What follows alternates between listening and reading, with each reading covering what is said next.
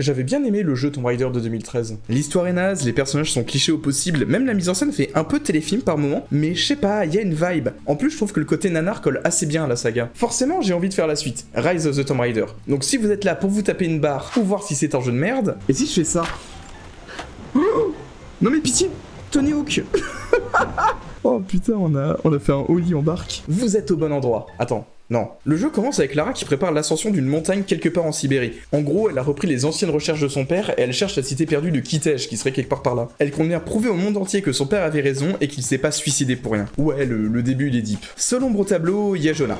Tu devrais rester là. Ouais, compte là-dessus. Bah c'est perdu. Là, les Sherpas annoncent à Lara qu'ils n'iront pas plus loin et c'est moi où on est encore vachement loin de la montagne là. Sérieux, il reste encore 3 jours de marche, ils veulent pas nous aider à nous rapprocher? Foutu syndicaliste. Bon, l'ascension commence, sauf que manque de chance, Lara et Jonah se retrouvent bien vite pris dans une tempête. Là, Lara réussit enfin à se débarrasser de Jonah. Rentre, Jonah! Retourne au refuge! Alors peut-être. Après ça, elle a juste le temps d'apercevoir la cité avant de se retrouver ensevelie. Là, on a un petit flashback pour nous expliquer un peu plus en détail ce que Lara cherche dans ces montagnes. Par contre, exit le manoir Croft, la piscine intérieure, le majordome et compagnie. Là, Lara, elle est dans un appartement tout pourri de la banlieue de Londres. D'ailleurs, ça va vraiment pas fort pour elle. Son enquête n'a aucun sens. Ça mélange l'immortalité, l'Égypte antique, les croisades, Rasputin, Jeanne d'Arc et Jesus Christ. Je sais pas ce qu'elle nous cook, mais ça sent pas bon du tout. Il y a même une photo de Sam sur le mur. Ça, c'est les scénaristes qui essaient de nous faire croire qu'ils savent ce qu'ils font. C'est aussi à ce moment-là qu'on rencontre Anna, un nouveau personnage qui est la belle-mère de Lara. Attendez, elle a l'air à peine plus âgée que moi, c'est quoi ce délire? Papa Croft a fait une crise de la cinquantaine et a décidé de serrer une go de la moitié de son âge. Alors là, Lara explique à Anna qu'elle est sur la piste de la source divine, un mystérieux artefact qui donnerait le pouvoir de la vie éternelle à son propriétaire. Pour trouver la source, Lara va devoir se rendre en Syrie pour explorer le tombeau du prophète qui gardait l'artefact. D'ailleurs, c'est pas un peu bizarre de chercher le tombeau d'un mec qui est censé être immortel? Arrivé en Syrie, Lara se rend compte que les Trinitaires sont aussi sur le coup, et qui nous ont suivis jusqu'au tombeau. En gros, c'est une random organisation secrète de méchants. C'est aussi à ce moment-là qu'on rencontre Constantin, le grand méchant du jeu, et le mec est chaud parce qu'il porte carrément les stigmates. Je glisse ça comme ça parce que ce sera jamais expliqué. Bref, Lara trouve le tombeau, mais la surprise, il est vide. Ça voudrait dire que le prophète immortel n'est pas mort. Cependant, Lara ne repart pas bredouille puisqu'elle repère un étrange logo sur le sol. Après, perso, à ce moment-là, j'avais déjà décroché de l'histoire. Ça m'a l'air d'être orthodoxe en ça. Mais qu'est-ce qu'il foutait en Syrie, le mec? Il y avait des orthodoxes en Syrie? De retour au manoir Croft, Lara explique à Jonah qu'elle a déjà vu le symbole dans un bouquin de son père qui parle de la cité perdue de Kitej. Ça explique le passage en Sibérie au début du jeu. Donc là, Jonah n'est pas très chaud à aider Lara et dit que c'est trop dangereux et bla bla bla. Sauf que juste après son départ, Lara est attaquée par un membre des Trinitaires qui tente de la tuer. Heureusement, Jonah, qui avait visiblement oublié quelque chose, revient pile à ce moment-là et fait fuir l'assassin. Et c'est un très grand moment dans la saga Tomb Raider parce que c'est la première fois que Jonah réussit à se rendre utile. Bon, il a pas fait exprès, mais ça compte quand même. D'ailleurs, je ne comprends absolument pas la logique de ce mec. Il y a 2 minutes, il voulait pas l'aider parce que c'était trop dangereux, et maintenant qu'elle vient de subir une tentative de meurtre, il est chaud à y aller? Ça doit être infernal d'être lui au quotidien. De retour en Sibérie, on apprend que les Trinitaires sont déjà arrivés et qu'ils sont en train de se battre contre un groupe d'habitants. Forcément, Lara se fait capturer et elle apprend avec horreur que les Trinitaires ont aussi capturé Anna. Là, Constantin se sert de belle maman pour faire pression sur Lara pour qu'elle leur donne des informations sur la source. Sauf que là, horreur numéro 2, Lara apprend qu'Anna bosse en secret pour les Trinitaires et que c'est même la sœur de Constantin. De quoi bien énerver Lara qui envoie un bon gros molar bien gluant au visage de belle maman. Ça arrive toujours qu'aux autres. Une fois jetée en cellule, Lara fait connaissance avec son codétenu, Jacob, un habitant du coin. Encore une fois, Lara réussit à s'échapper sans trop de soucis et elle décide d'aider Jacob à s'en tirer aussi. Là, Jacob lui demande de la rejoindre dans son village un peu plus loin. Il est à un jour de marche. Vous, reposez-vous.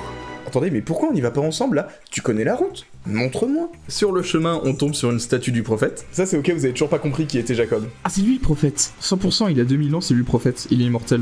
Ouais, je sais, j'ai un master de cinéma. Finalement, on arrive au village des autochtones. Jacob nous apprend que pour trouver l'artefact, il faut d'abord trouver un atlas qui va nous indiquer l'entrée de la cité. Pour ça, il va falloir explorer les sous-sols d'une ancienne cathédrale, mais il nous prévient aussi de se méfier des gardiens de la source, les immortels. En vrai de vrai, devinez pourquoi on doit se méfier d'eux. Devinez. Arrivé à la cathédrale, on apprend que les Trinitaires sont déjà sur le coup. Là, Anna nous propose encore une fois de les rejoindre. Reconsidère mon offre, Lara, avant qu'il ne soit trop tard. Il est trop tard depuis le moment où t'as trahi ma famille.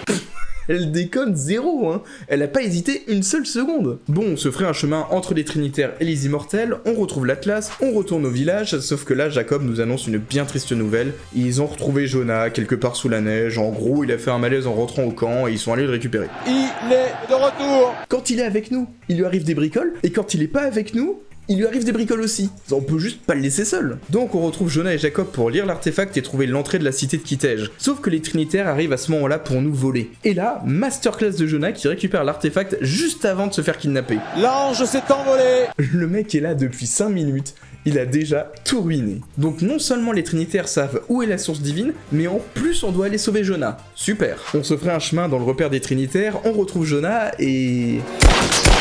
Attendez, on est d'accord que là, Lara vient de tenter de mettre 2 balles dans la nuque de Constantin. Cette distraction permet quand même à Jonah de se libérer, de braquer Constantin et de rien faire du tout. S'il vous plaît, non. Oh non, pas ça. Pas aujourd'hui, pas maintenant, pas après tout ce que tu as fait. J'aurais dû le tuer. Mais il avait pas d'arme, j'ai pas pu. Le mec, ça fait 3 jours qu'il se fait torturer boule et bite par un fanatique et il ose pas tirer parce qu'il a pas d'arme. Après, je sais pas, hein, peut-être que Jonah il kiffait, visiblement il était même pas attaché et il restait là de bon cœur. Après, on juge pas, hein. Cette fois, c'est moi qui veille sur toi. J'aimerais bien qu'on m'explique à quel moment Jonah a protégé Lara, mais bon, bref. On ramène Jonah au village pour que Jacob le soigne et là, accrochez-vous bien. Et là, 100% il va retirer ses mains et il y aura plus de trou. Et Lara va dire, mais c'est pas possible, il y avait un trou avant. Et on apprend que c'est le prophète. 100%. Regardez, il retire les mains, bam, plus trop. J'ai pas envie de faire le mec, mais bon. Donc on apprend enfin que Jacob est en réalité le prophète. Par contre, est-ce qu'on peut juste s'arrêter 2 minutes sur le fait que le mec n'a ni changé de coupe de cheveux, ni de barbe depuis genre 1000 ans? Genre le mec il s'est levé un matin et il s'est dit stop, on bouge plus.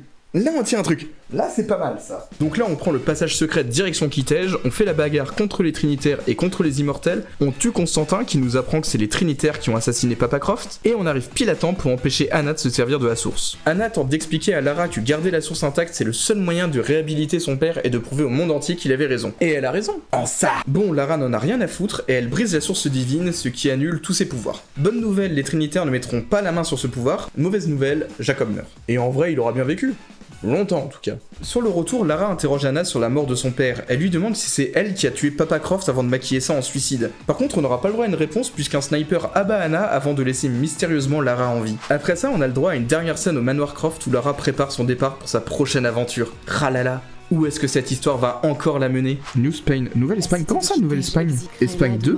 Encore une fois, il y a pas mal de choses à dire. Déjà, sur le fond, rien à dire, c'est toujours un super jeu. Niveau gameplay, on est très proche de ce qui se faisait dans Tomb Raider 2013, l'exploration est cool, pas mal de contenu caché à trouver, le level design est super bien pensé, les phases d'action sont toujours super. J'aurais bien aimé 2-3 surprises, mais bon, on change pas une équipe qui gagne. Et là où le jeu a le plus changé, c'est sur l'écriture. Déjà, je trouve que les péripéties s'enchaînent mieux. Comme pour Tomb Raider 2013, il y a toujours ce sentiment d'urgence qui nous pousse d'un objectif à l'autre et qui rythme le jeu. Sauf que là, j'ai l'impression que c'est beaucoup plus organique. Dans Tomb Raider 2013, on passait notre temps à se faire micromanager par l'équipe. Va chercher mes médicaments, va allumer la tour, va sauver Sam, va chercher mon tournevis, retourne sauver Sam, tu passes reprendre du pain en rentrant. Ça donne l'impression de plein de petites quêtes les unes à la suite des autres, mais avec pas beaucoup de liens entre elles. Là, tout s'enchaîne de manière beaucoup plus fluide. On passe une grande partie de notre temps à réagir aux actions des Trinitaires, et ça lie un peu plus les différentes quêtes ensemble. Mais clairement, la plus grande amélioration, elle vient des personnages, et là où ils ont le plus bossé, c'est sur les méchants. Je trouve que Anna et Constantin, c'est un duo qui marche extrêmement bien. En gros, Anna est très malade et elle sait qu'il lui reste plus beaucoup de temps à vivre. Comme elle est terrorisée par l'idée de mourir, elle se tourne vers la dernière chose qui peut encore la sauver, la source divine. C'est pas un personnage qui est méchant pour être méchant, elle est juste complètement désespérée. Et c'est pareil pour Constantin, la seule chose qu'il veut, c'est sauver sa sœur, et ce, peu importe les moyens. Pendant une grande partie du jeu, on voit bien qu'Anna accepte moyennement les actions de son frère, mais elle n'a pas le choix. Et aussi, je trouve ça cool que leur loyauté envers les Trinitaires, elle est plus que bancale. Ils savent très bien que ce sont que des pions pour l'organisation et que les Trinitaires n'hésiteront pas à les tuer. C'est pour ça qu'ils prévoient de garder la source divine pour eux. Ils sont pas juste complètement fanatiques, ils agissent juste en fonction de leur propre intérêt. Ça se voit beaucoup chez Anna, c'est une agent double qui a été envoyée par les Trinitaires pour se rapprocher de Richard, le père de Lara. Sauf qu'elle est tombée réellement amoureuse du type, et c'est d'ailleurs la dernière chose qu'elle dit avant de mourir. Il y a même plusieurs moments dans le jeu où elle essaie de limiter la casse en épargnant Lara. Après, je dis ça, mais en remettant les cinématiques, je me suis rendu compte qu'elle essaie assez souvent de la tuer, hein. Tu es là! Allez! C'est elle! Tu es là! Même Lara, je trouve qu'elle a beaucoup plus de personnalité que dans le premier jeu. C'est plus la pauvre meuf qui subit les événements, là c'est une aventurière expérimentée qui n'a qu'un seul objectif, venger la mort de son père en prouvant qu'il avait raison. Et pour ça, elle recule devant pas grand chose, elle tire sur belle maman, elle essaie de mettre des grandes balles dans la nuque de ses ennemis, même à ses alliés, elle leur parle super mal. J'arriverai à la trouver. Avec ou sans votre aide. Et je trouve ça bien qu'on ait des personnages qui soient pas juste gentils ou juste méchants. Enfin bref, j'ai bien aimé le jeu, j'ai bien aimé que les personnages soient un peu plus crédibles que dans le premier et le fait que les scénaristes essaient enfin de nous emmener dans une vraie direction. Il y a du lore qui commence à pointer le bout de son nez et ça fait plaisir. Dans tous les cas, j'ai très hâte de faire la suite. Voilà, j'espère que la vidéo vous a plu, le jeu est moins goofy que Tomb Raider 2013, j'espère quand même avoir trouvé 2-3 choses marrantes à dire. On se retrouve pour la suite, je sais pas encore quand, d'ici là portez-vous bien et des bisous.